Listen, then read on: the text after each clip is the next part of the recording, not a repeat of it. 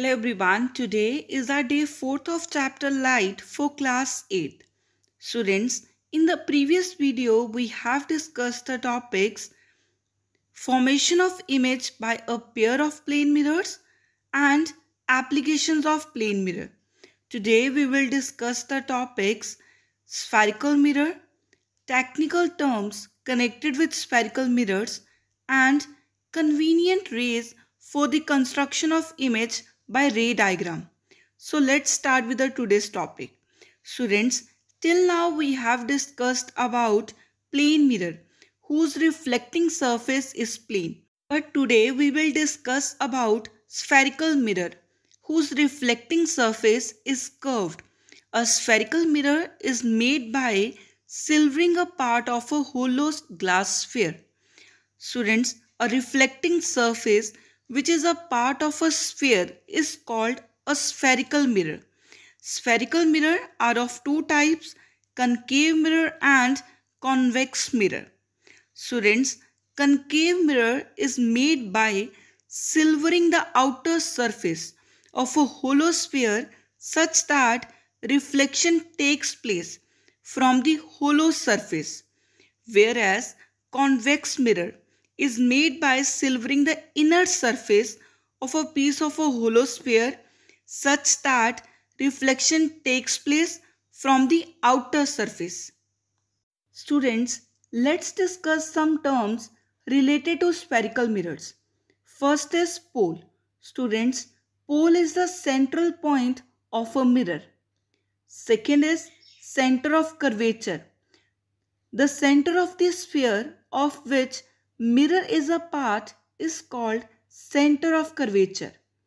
Radius of curvature. The radius of the sphere of which mirror is a part is called radius of curvature. Principal axis. Students, the straight line. Here you can see the straight line passing through the pole and center of curvature of the mirror is called principal axis. Next is principal focus. Students, it is a point on the principal axis at which the rays parallel to principal axis meet after reflection or seems to come from. Focal plane, a plane drawn perpendicular to principal axis and passing through the principal focus is called focal plane.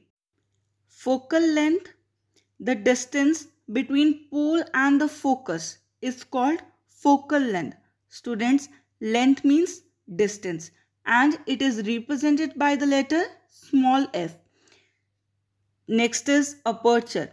Students, it is that part of the mirror which is exposed to light.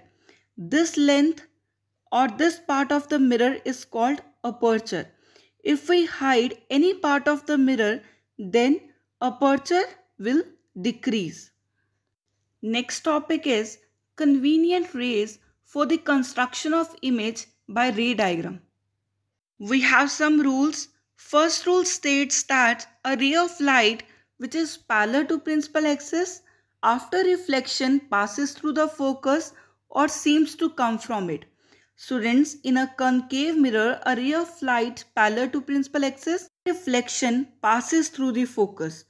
In case of convex mirror, a ray of light parallel to principal axis after reflection appears to diverge from the focus. Second rule is a ray of light passing through the center of curvature is reflected back along the same path. Students, in case of concave mirror, a ray of light passing through the center of curvature after reflection is reflected back along the same direction. Students, you can see here the black dotted lines. Also, in case of convex mirror, a ray of light directed towards the center of curvature after reflection is reflected back along the same direction. Next rule is a ray of light passing through the focus after reflection becomes parallel to principal axis. Students, this rule is exactly opposite to the rule 1. Here, in case of concave mirror, a ray of light passing through the focus after reflection goes parallel to principal axis. In case of convex mirror, a ray of light directed towards the focus after reflection goes parallel to principal axis. Next rule is a ray of light which is incident at the pole of a concave mirror is reflected back, making the same angle with principal axis. That is, angle I is equal to angle R. Students, this is all for today. Thank you.